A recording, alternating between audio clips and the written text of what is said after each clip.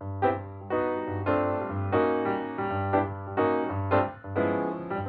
hello, hello, and welcome to another episode of the Triple Threat Podcast, starring me, your host, Terrence Crystal. Hi, everybody. How y'all doing?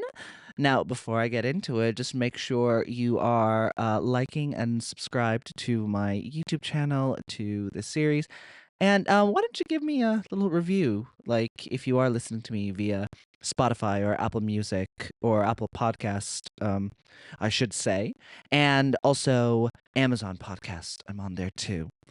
Hi everybody.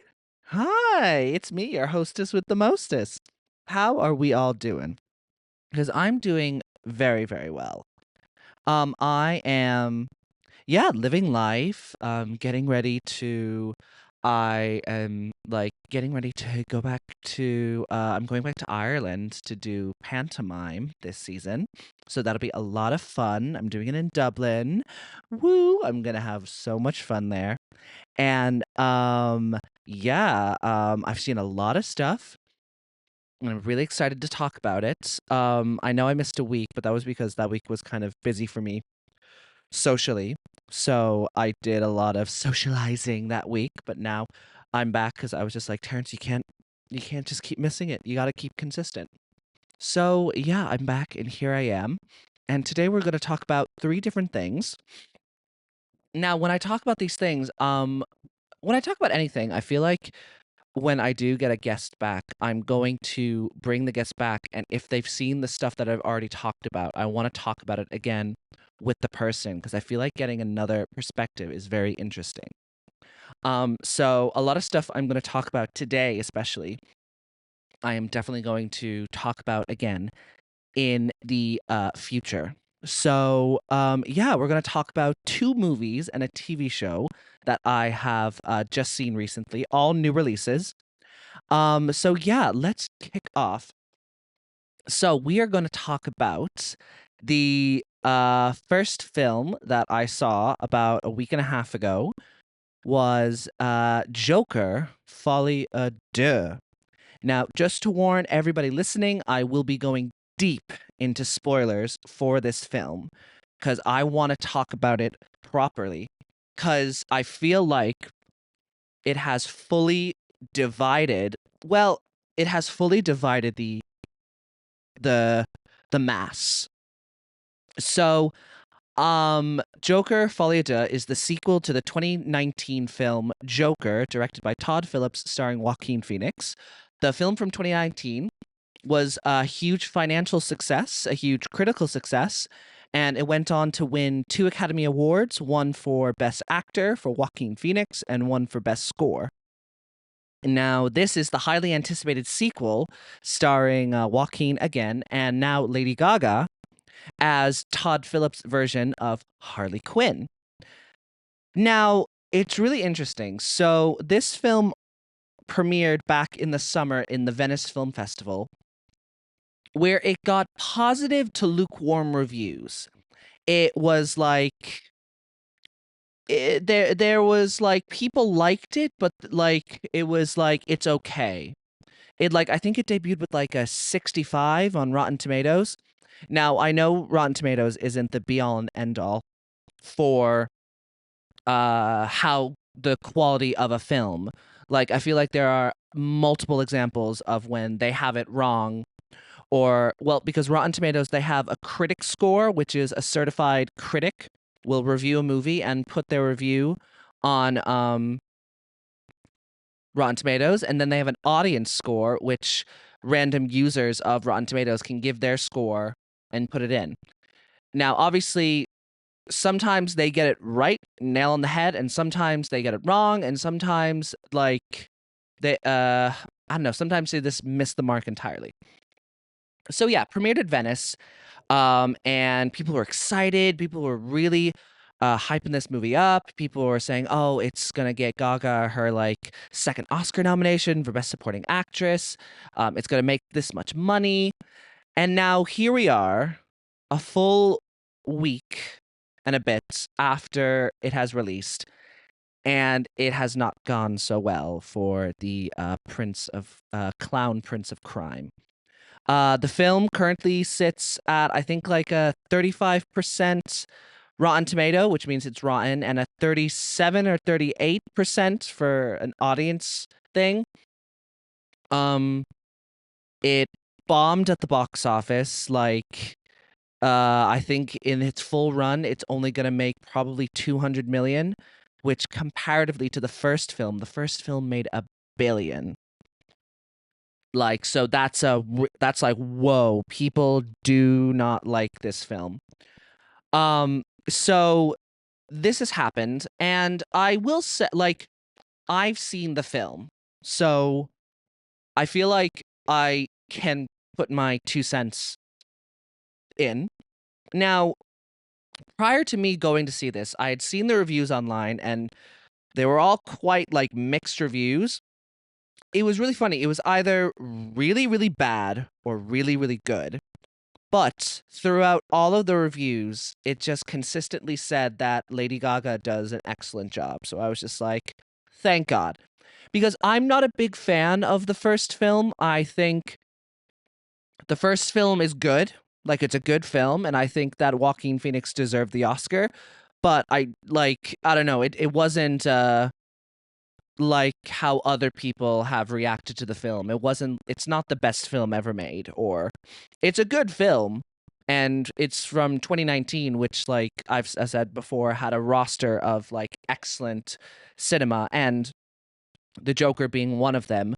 But it's not like the best of all time, like some people have it labeled as.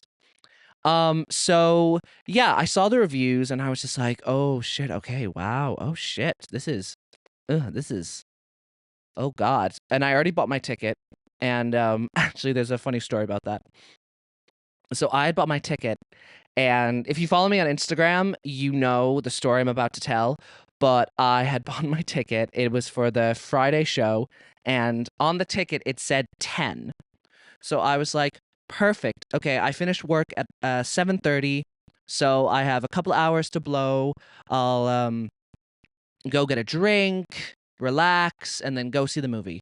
So I go to a bar near the BFI. I have like 2 cocktails, and then I just wait there. I'm like on my phone listening to music, getting ready, having my drink, and then it's like it gets to about quarter to 10, and I'm just like, oh, I better get going. So I walk over and I go into the BFI and I see the 2 lovely workers at the desk, and they kind of like wave at me, and like they're waving at me, but they're looking at me like, hi, what are you doing here? Like, they didn't say that, but they gave me that look of like, hey, something's up. So I was just like, oh, so I kind of walked over just to be like, oh, they must want to see my ticket. So I just go, oh yeah, I'm here for the showing of Joker Folie Au Deux. And the gentleman goes, oh, well, that showing, the next showing isn't until midnight. So I go, so I'm like, I I remember in my mind, I was like, oh, did they cancel the showing and didn't tell any of us? So I was gonna like kind of pop off, but I wasn't going to. I just went, oh no, I'm here for the one at 10 p.m. And I showed him my ticket, and he went, oh no, that's for 10 a.m. because our clocks for our website are 24-hour clocks. And I just went, oh, so that's 10 a.m., not 10 p.m. Okay. And he was just like, and the lovely lady was like, don't worry, you're not the first person to do this tonight.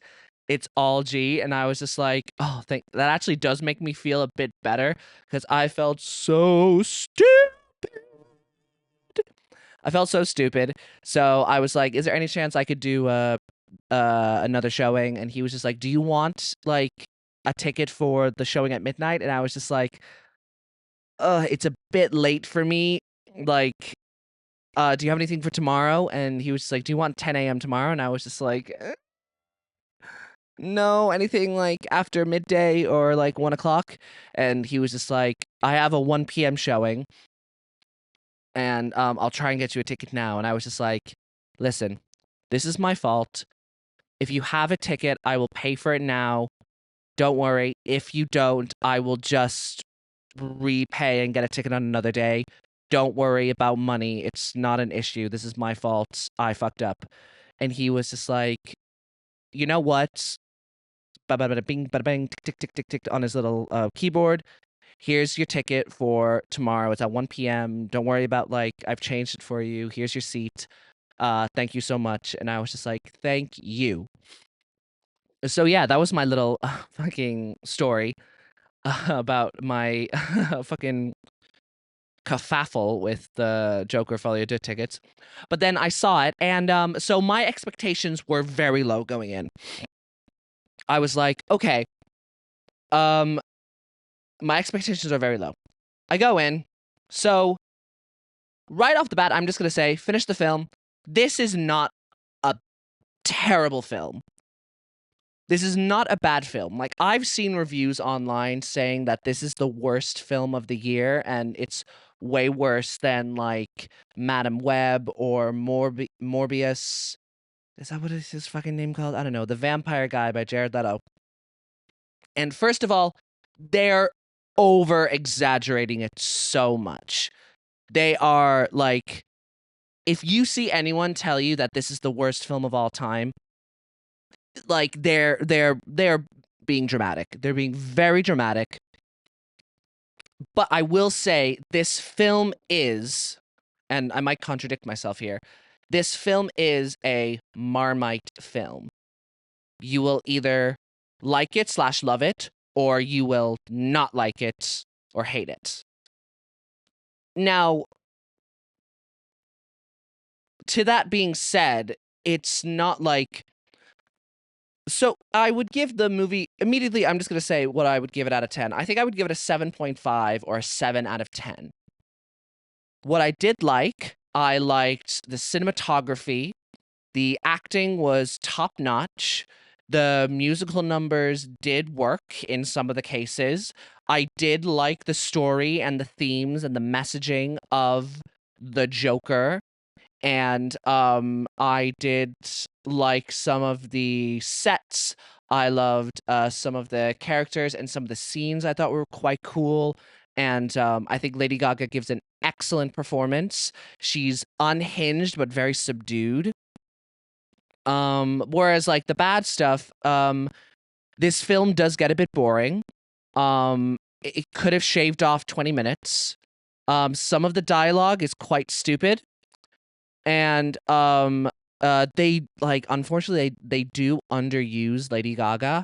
Like, and, like, you could see online, and even from the trailers, she had scenes that were ultimately, like, cut from the film. Like, there are 3 scenes that I can name.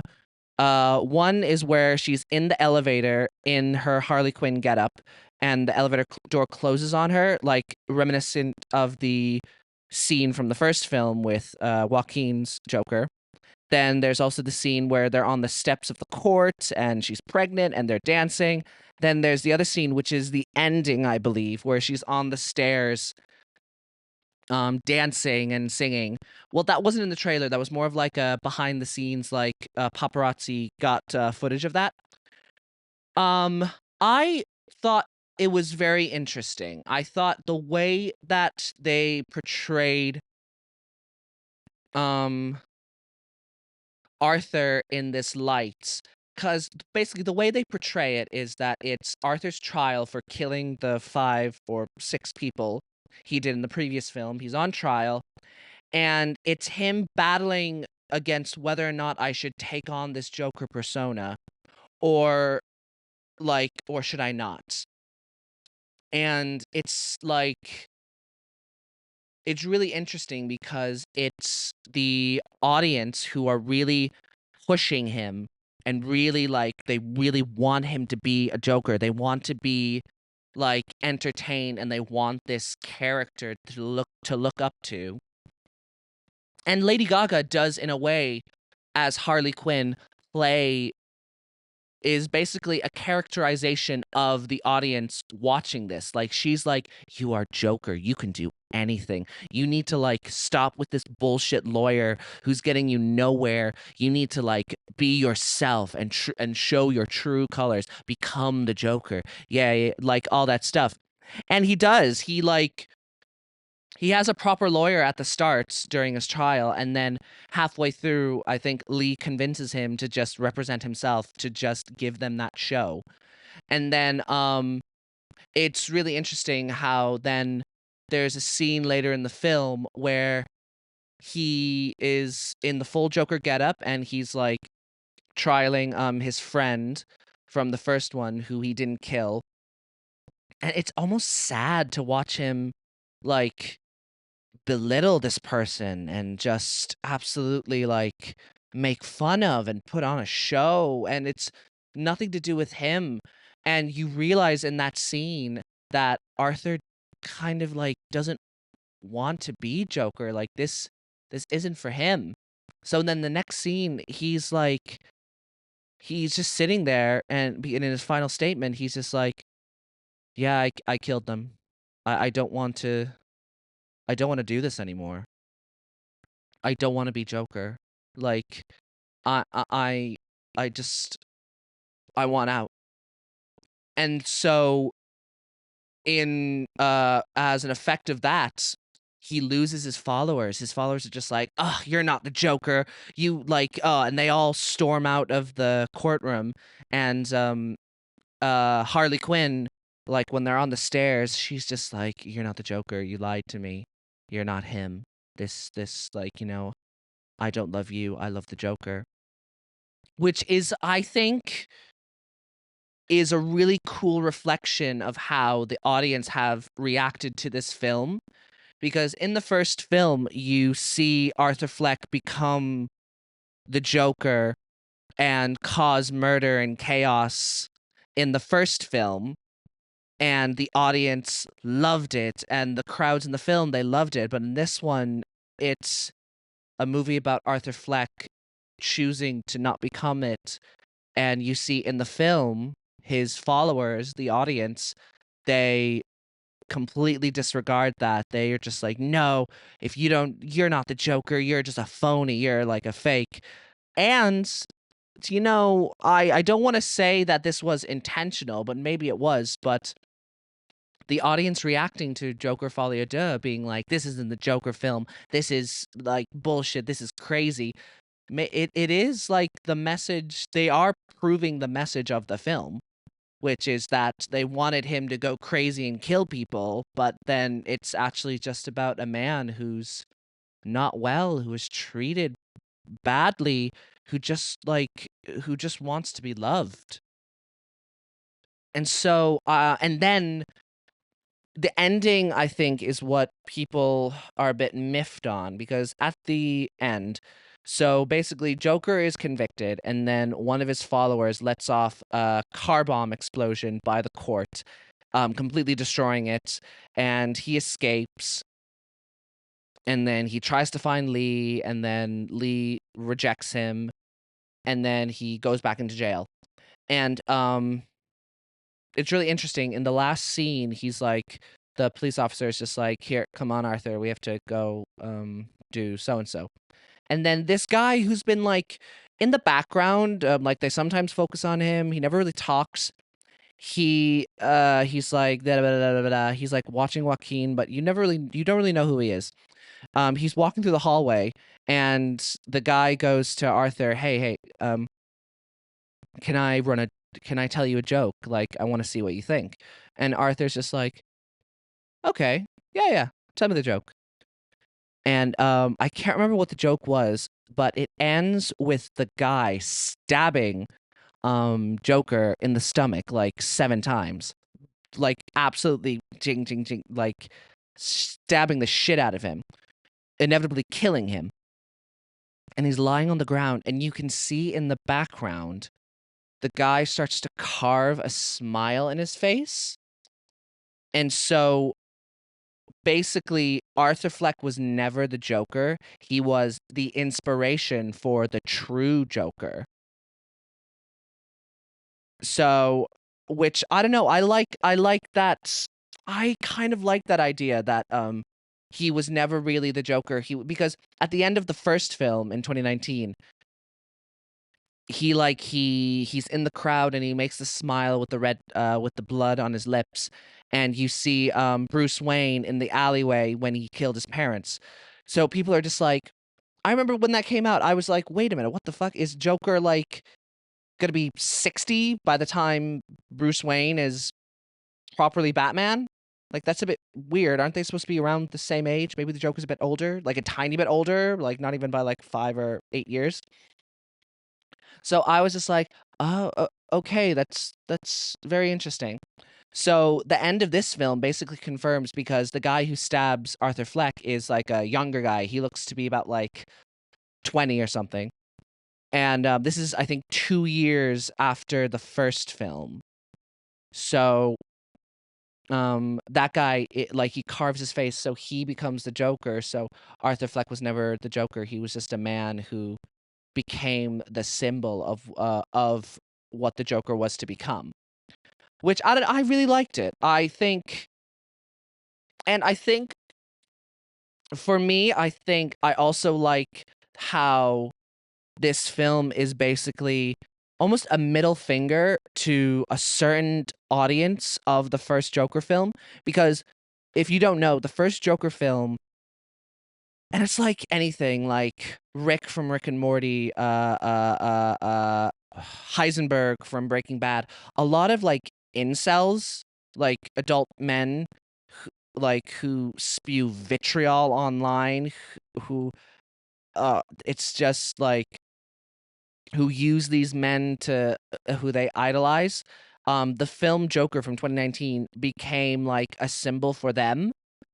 So I think Todd Phillips, in a way, made this film as a middle finger to that certain audience, by making it a musical with Lady Gaga, and by like showing that he's not this great man with this like vision of this and that, and he should be someone that you look up to. Um, I do kind of like how he kind of made like basically a middle finger to them. And I can't remember. Anyway, this film, it's okay. It's good. It's a good film. I liked it. Oh, I was gonna say, so I'm sorry, but like, unless you have been living, like, unless you do not go online, you do not like follow anything to do with like anything. I remember 2 years ago, they like announced that they were doing a sequel for Joker, and that in that announcement, it said it was going to be a musical. Now, so many people have complained that this film is a musical. I'm sorry. o- Are you like, do you not like read, or do you not like know anything? I saw tweets being just like, what the fuck? This is a musical. I saw TikToks being like, as soon as they started singing, people walking out. What did you expect? They literally announced that it was a musical starring Lady Gaga. It was a full musical. And people are like, what the fuck, bro? This is a musical? It's like, are you dumb? Are you dumb? Are you actually dumb?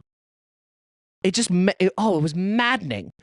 I like, the amount of stuff I saw online, and I was just like, I wanted to pull the article from like 2022 or even 2021 that was like officially announcement for Joker 2, Joker 2 to be Todd Phillips' first musical starring Lady Gaga. I was like, see, this is not brand new information. Like, and it's really interesting where we are with musicals, because I feel like unless something is originally a musical, like for example, the new Wicked film that's coming up, people are really excited about it because obviously Ariana Grande, Cynthia Erivo, and Wicked is a hugely popular musical.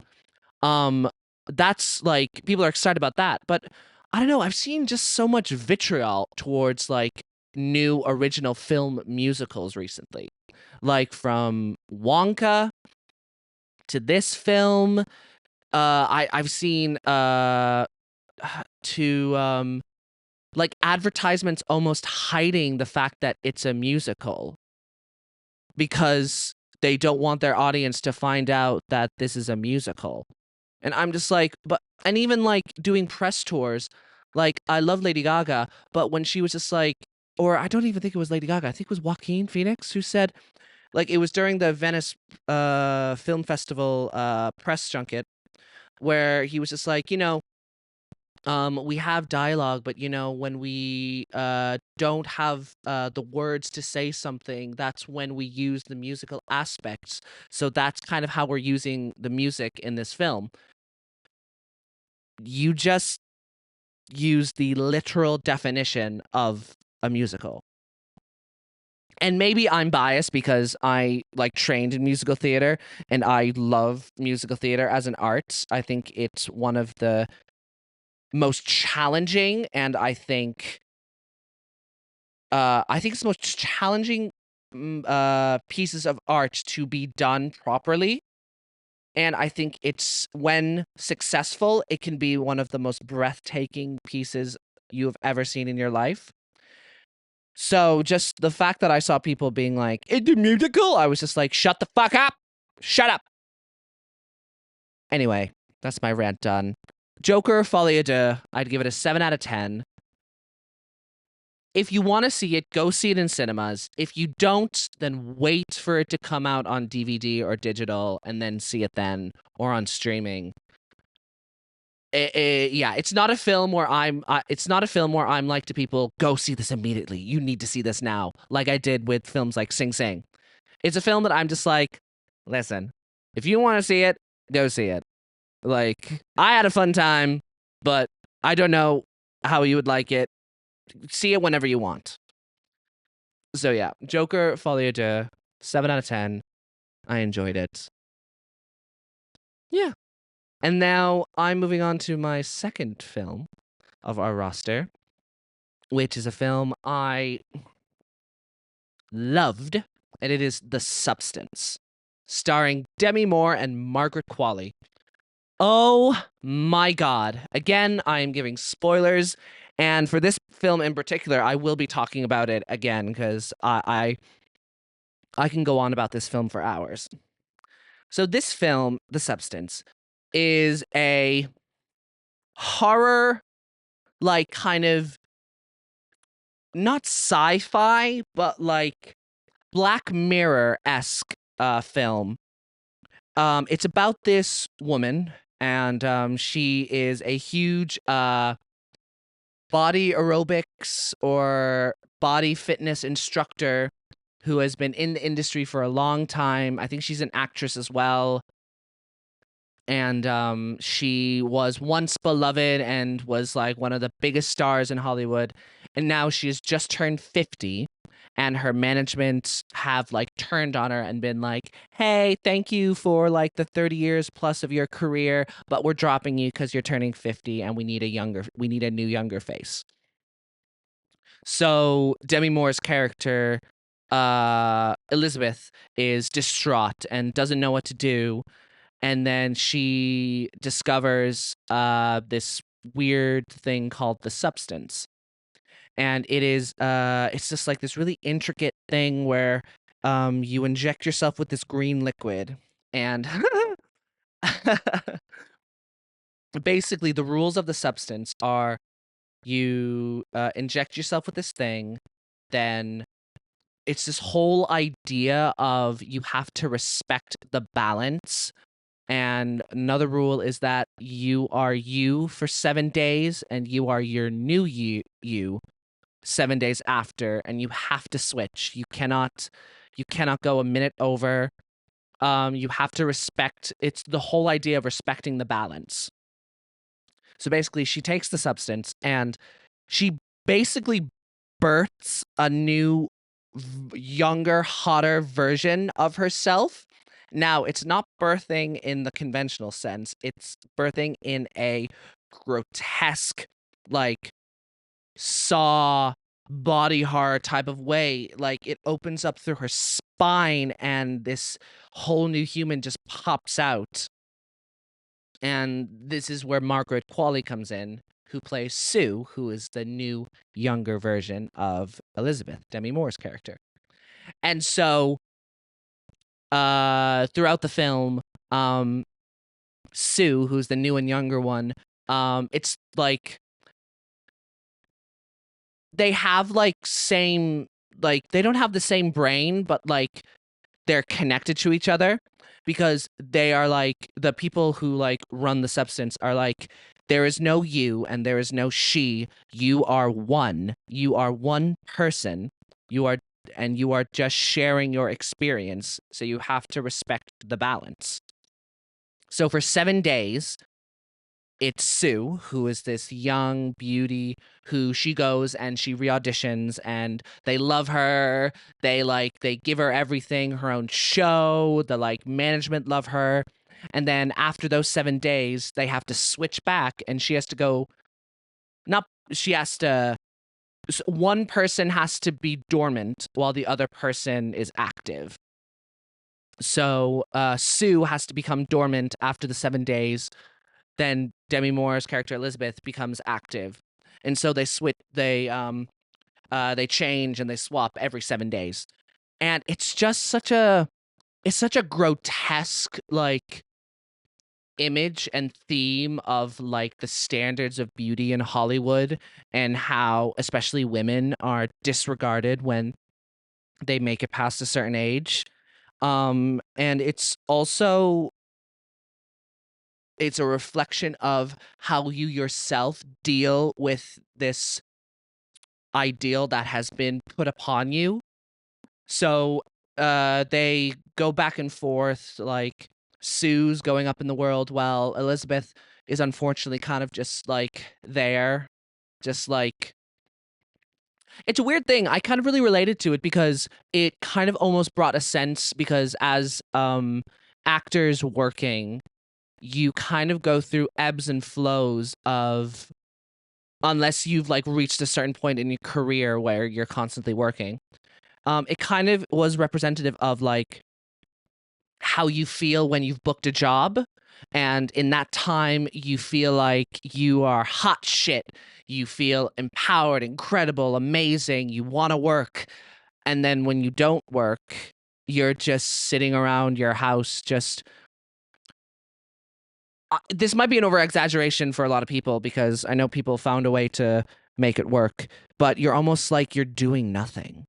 You're just there. You're just existing. I don't know. It really struck me in that sense. I know that wasn't what they were aiming for, but that's how it felt to me.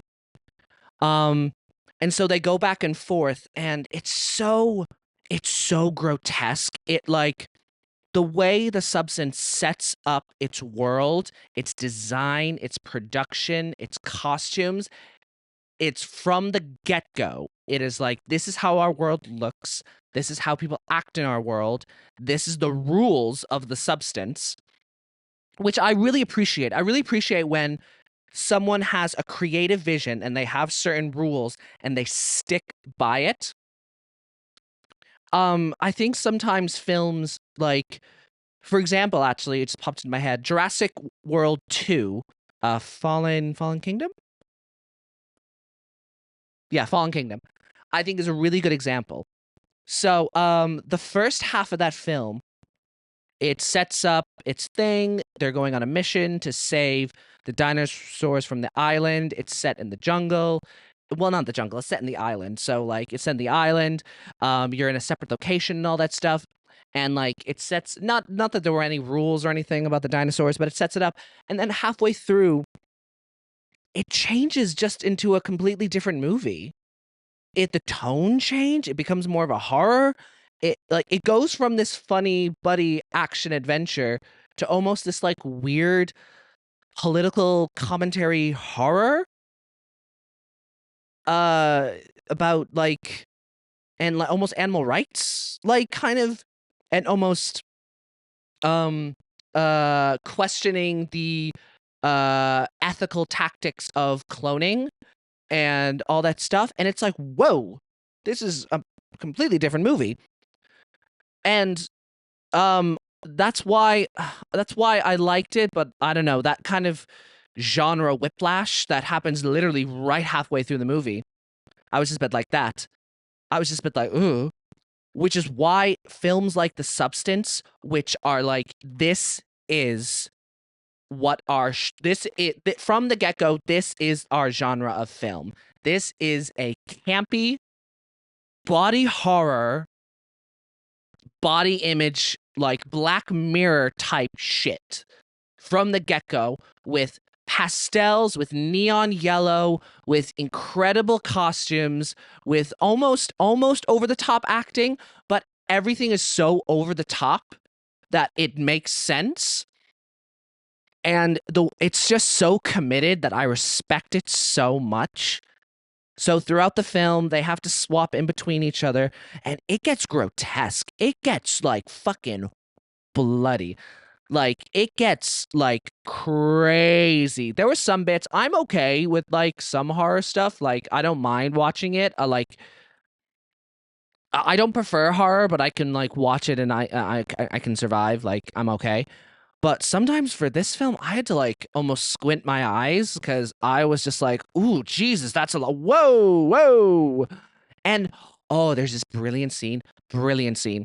So halfway through the film, they're like respecting the balance. But Sue, the younger version, kind of takes a bite of more than she can chew.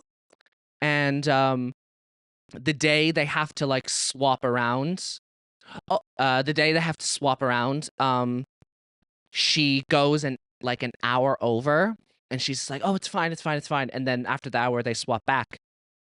And so when Demi Moore gets back into her body, her finger is become like decrepit and like it looks, her one pointer finger looks like it's aged 30 years. It's like an old lady finger, and it's um she calls and just like, what the fuck is happening? Like, why is this? And the person on the phone who like runs the substance is just like, you need to respect the balance. If you don't respect the balance, then you will have consequences. And she's just like, okay, well, can I just reverse this? It's fine. Like, I'll pay whatever. And they're just like, no, what is done is done. You have to respect the balance. And in a way, I like how they use the respect the balance, is that you have to, it's almost a message of, you know, you have to respect the time of when you were younger and when you were like, you know, young. Like, you have to respect that time, but you also have to give respect to your older self and as you're growing, but you also have to respect the younger generation as well. It's like, it's kind of like tit for tat. Like, older people who are like pressing down on the necks of the younger generation, you know, who are just like, don't buy your Costa coffee. Back in my day, we did this. Blah, blah, blah, blah, blah, blah, blah, blah, blah, blah. Like, no, shut the fuck up. Like, leave them be. This is how the generation is going forward. And you need to respect that. But on the flip side, younger people need to respect the older generation and what they've been through in order for you to have in order for you to be where you are now. So it's a really funny and interesting dynamic of respecting one another. So in the film, the younger version doesn't respect the balance. So this happens to Demi Moore's character. And so so as payback, she kind of goes on this binge eating, like cooking all these fatty foods and like making all this like thing, and it, like, goes fucking wild and is like causes a huge mess in the house. And so the next week when Margaret Qualley's character comes back, she's in the studio doing her like aerobics dancing thing in her really like gorgeous, quite skimpy pink bathing suit, and this lump appears in her thigh. And so she's just like, oh, I just need a moment. I just need a moment. She goes back and she like pushes the lump, and the lump moves, and it's horrible. The way the sound design of this film is incredible. Every single squish and squelch and like crack on the head on the sink. They like really turn up the volume so you can hear. She pushes up this lump and she pushes it into her stomach, and she like reaches into her belly button and she pulls out like a turkey leg, and like in the end you realize it's just a dream, or is it? Um they never really confer which is like dream or reality. Well, sometimes they do because it's so extreme. But this scene of her pulling out the chicken thigh from the chicken leg from her belly button, it was so grotesque and horrible, but it's also such an accurate representation of what it feels like um to have issues with food or your body images. Like when I saw that, I was just like, holy crap, this is, oh my god, it almost like I can see this image ringing true for a lot of people who feel that way about their body, like who have that unhealthy relationship with food and who are trying to work through it. The image of like pulling a turkey leg out of your belly button, oh, it's so grotesque, but it rings true. It's so true for a lot of people. I just remember looking at that and I was just like, wow, that is powerful. That is that is grotesque, horrible, campy, but that messaging is so powerful. So they go through it, and I won't talk about the ending because I feel like even though I have spoiled quite a lot of it, I feel like the ending you just have to go experience, because the last 20 minutes of this film, it just goes balls to the wall. Like the last 20 minutes of this film are genuinely, I cannot describe how fucking crazy this film goes in the last 20 minutes. It is a roller coaster. It is so crazy. Like, I'm not going to talk about it. I might talk about it when I have a guest on. But I think while it's in cinemas, I think everyone should go see it. My only critiques were I feel like, well, actually, you know what I've been thinking about? This is my only critique. My only critique is that they kind of did a lot of spoon feeding for us when it comes to objects that we will see later in the film. So like for example, there's a bit where she is packing up her stuff to leave, Elizabeth, the older one, and her boss comes in and is like, "Hey, blah blah blah. Blah. Oh, thank you so much. We all chipped in and got you a present." And it's it's obviously a book wrapped in wrapping paper. They give it to her. And then later down in the film, the scene where I was just talking about, where she kind of goes on this binge eating thing, she sees the present. And if you had shown that scene where she picks up the present and she looks at it for a second, that would have been like, oh, that's the present from the boss. I remember that because that's the wrapping and all that jazz.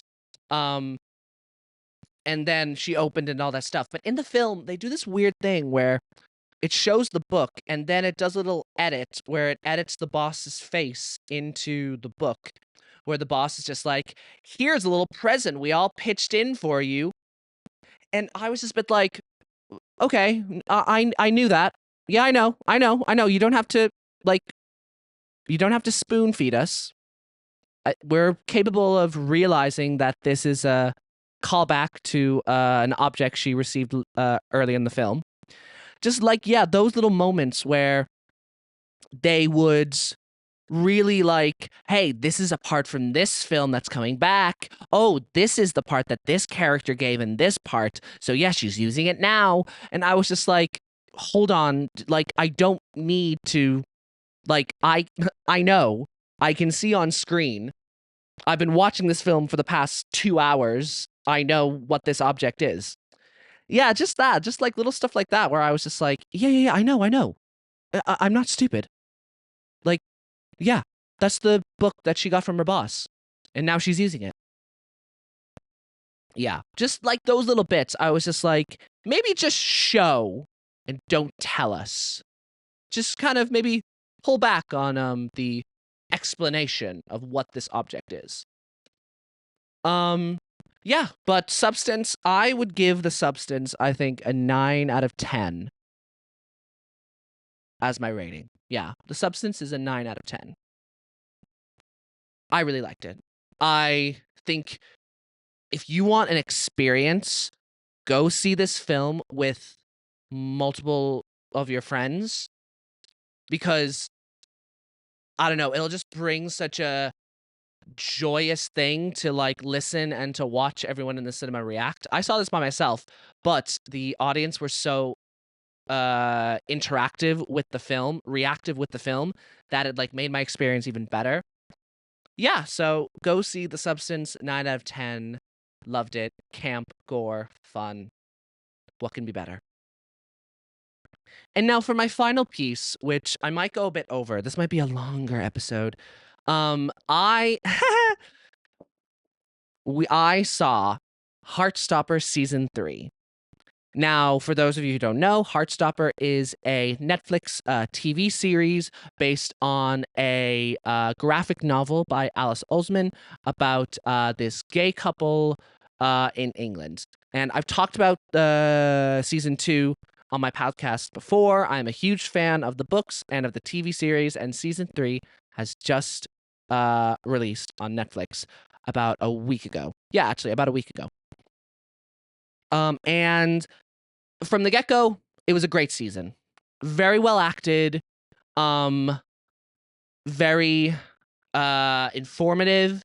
Its depiction of like mental health and mental health services were really good. I loved certain storylines from the book that went into this, and I love some deviations they did. Like in this in the graphic novel, it and you know, trigger warning for anyone who is dealing with this, just to let you know, I will be talking about some sensitive subjects. But the character of Charlie Sprigg suffers from and OCD and anorexia. He has a severe eating disorder. And so we really tap into that, because at the end of season 2, they like at the tail end of it, or maybe halfway through, they kind of touch on it. But in this season, it's full, like they truly go through it.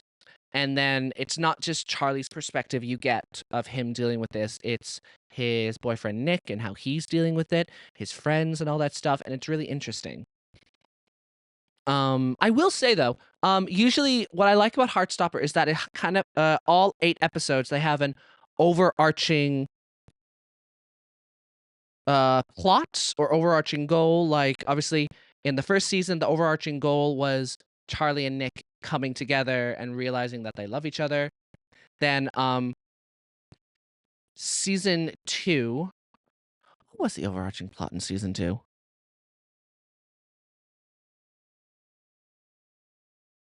Oh, yes. Yes, I remember. So the overarching plot of season 2 was Nick kind of feeling comfortable enough to be open to his friends and to the public about being bisexual, and just the openness of everyone really, and and of you know, all that stuff.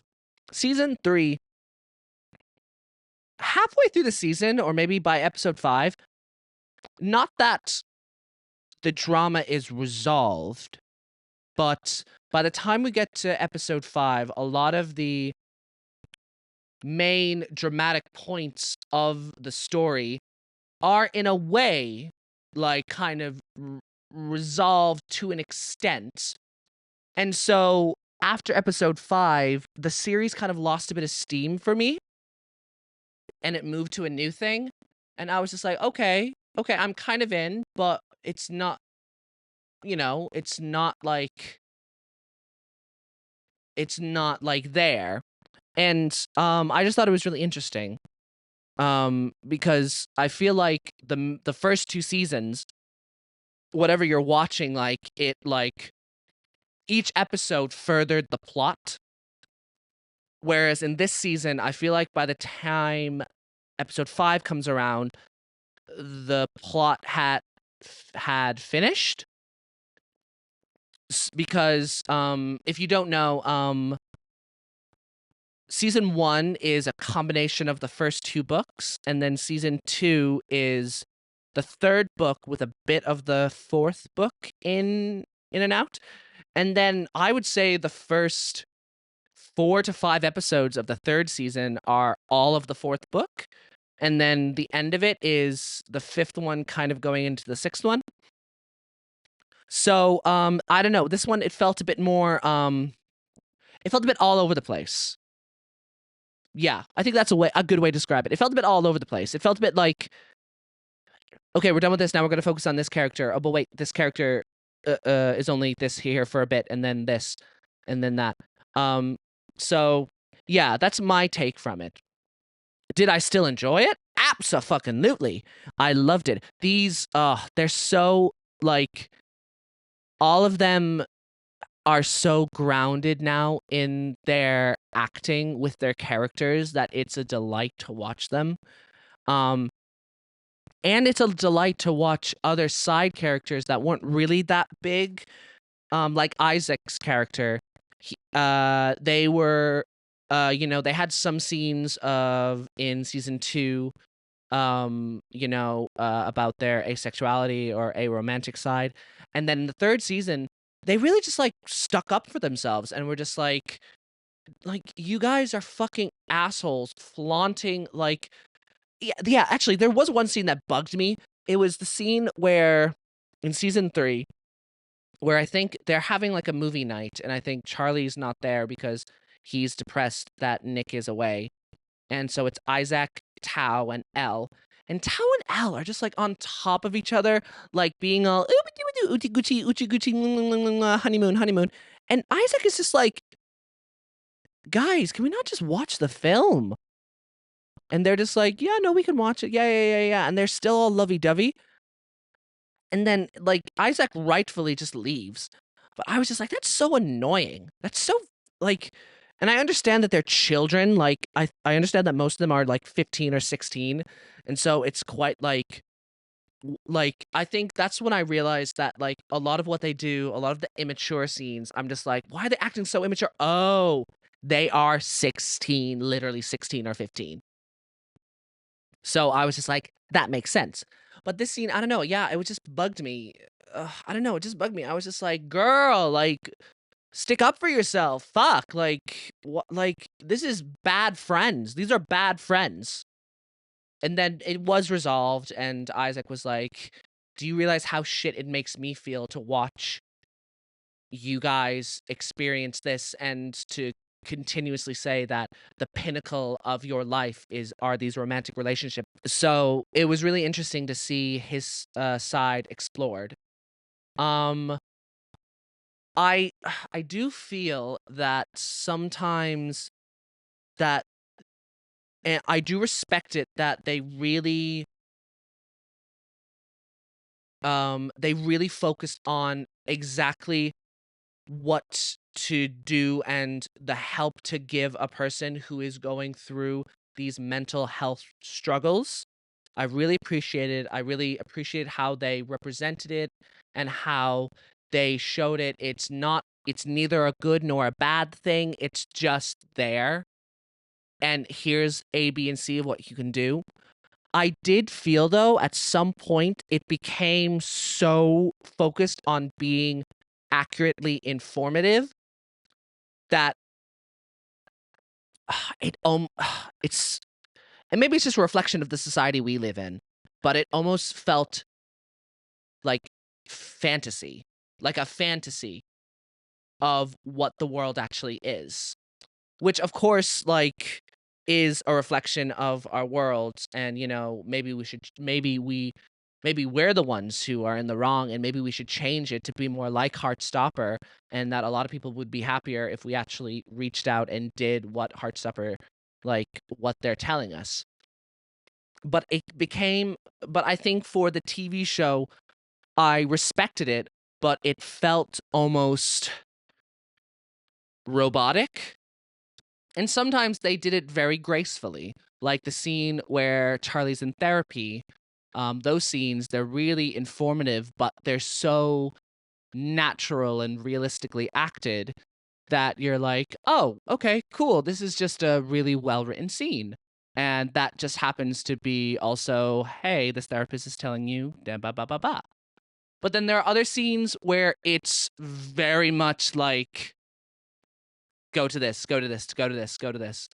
And I'm just like, okay, that's good that they have the information, but it feels, I don't know, it feels inauthentic. I don't know, it feels like that wouldn't happen in real life. Which, like I said, maybe that's a reflection of our society that we live in. But those are my just couple of viewpoints on it. I feel it was, I really like the season. I thought the story arcs for all of the characters are going in the right direction. I fucking love the sister Tori. I think she is an excellent character. She's almost the realest one out of all of them. Yeah, she's like, that's the way I would define her. She's so real. She's so real. Like, there's one bit where she's talking to Charlie and she goes, "Oh, I like Nick. He's my favorite. All your friends are really annoying, but he's my favorite." And I'm just like, ah, girl, you're right. You're right. They are fucking annoying, but Nick's the best. Um, yeah, yeah, and I love how they explored her character and almost her relationship with the mother, and then her becoming um involved with this character that might be her boyfriend, and then we explore her side and her sexuality. And I thought it was really, yeah, I thought it was really beautiful how they did her thing. And then yeah, and it's interesting. Mm. I do wish that, like, because the Charlie's mom, she's a really interesting character because I think she's also a character that's very real. Um, because she's a mom, but like she kind of like aggravates Charlie's condition by just pure ignorance. And you're watching her and you're just like, fuck me, this mom's a cunt. Like, just leave him alone, like, God. And like, and then, but they have the resolution where the mother's just like, I'm trying not to be like my mom, who was a cunt, but in a way, I am becoming a bitch by trying so hard not to and being so protective of you.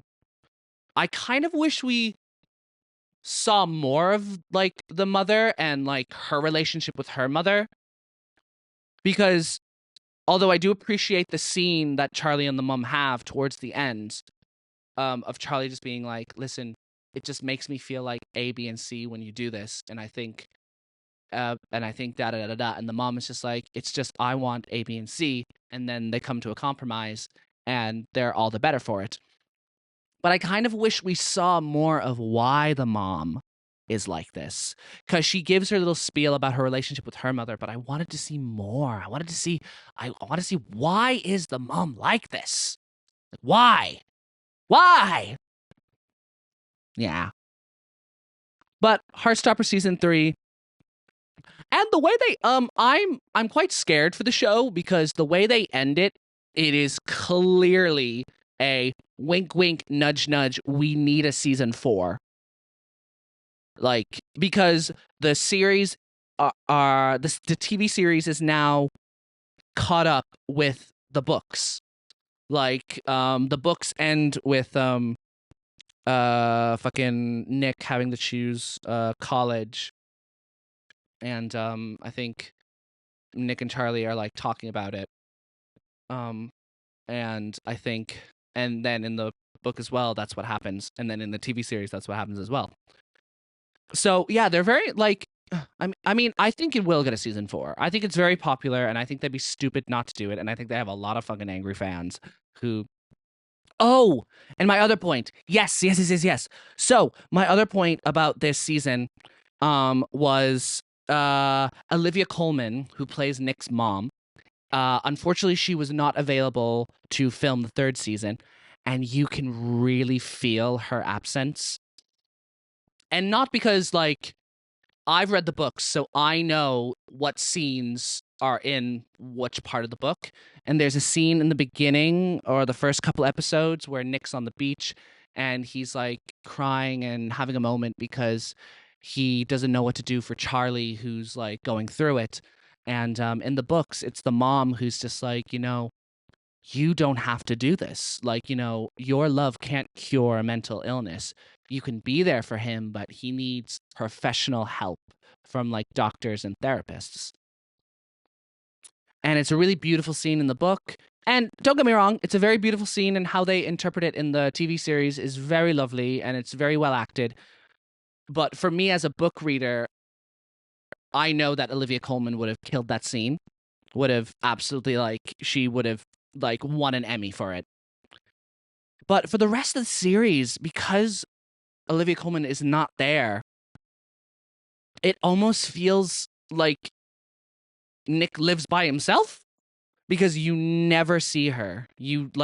And of course, you just never see her. So you really feel her absence, because even though in the first two seasons, in the first season, she only has 2 scenes. And then in the second season, I think she has 4 or 5 scenes. She has a lot more.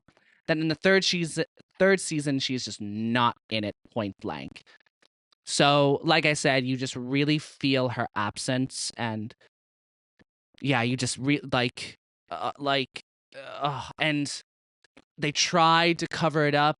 They tried the best they could, but unfortunately, unfortunately, it still showed. It still very much showed in a bad way. Yeah, no, but Heartstopper season 3, I would give it an 8.5 out of 10. Yeah, an 8.5 out of 10. Yeah. I really liked it. Just a little nitpicks here and there, but I feel like the nitpicks I've talked about, apart from the Olivia Colman one, I feel like the nitpicks that I've been talking about earlier, they can all be overlooked. They can absolutely all be overlooked. Yeah, the only one that I would just genuinely critique it, and I hope they do fix it, is the Olivia Colman's absence. Yeah, because my other points, I feel like I was being really pedantic because I love the series, but I feel like they could be cast to the side. Apart from the Olivia Colman one, I think that one should be dealt with, and I think is a valid criticism of the season. Yeah.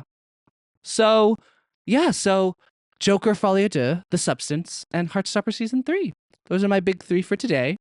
Thank you so much for listening. Make sure you're subscribed. Make sure you give this a like on my YouTube channel. Make sure you listen to me on Apple Podcast, on Spotify, on Amazon Podcast.